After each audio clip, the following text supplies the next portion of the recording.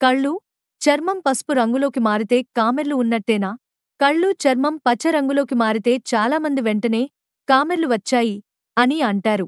నిజంగా ఇది కాలేయ సమస్యకు ప్రధాన సూచనగా వైద్యులు చెబుతున్నారు. మన శరీరంలో కాలేయం అనేది రసాయన కర్మాగారం లాంటిది. జీర్ణక్రియలో సహాయపడటం, విషతుల్యాలను తొలగించడం, పోషకాలను నిల్వ చేయడం వంటి ముఖ్యమైన పనులు చేస్తుంది. కానీ కాలేయం పనితీరు దెబ్బతిన్నప్పుడు రక్తంలో బిలిరుబిన్ అనే పదార్థం ఎక్కువైపోతుంది.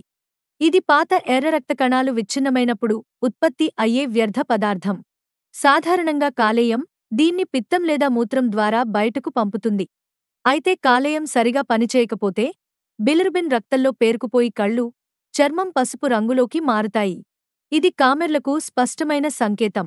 హెపటైటిస్, సిర్రోసిస్ లేదా పిత్తాశయ, నాళాల అడ్డంకులు వంటి సమస్యల వల్ల ఇలా జరగవచ్చు. కళ్లలో పసుపు కనిపిస్తే నిర్లక్ష్యం చేయకుండా వెంటనే వైద్యుడిని సంప్రదించడం చాలా అవసరం. ఇలాంటి మరెన్నో ఆసక్తికరమైన సమాచారం కోసం మా ఛానల్ను సబ్స్క్రైబ్ చేసుకోండి.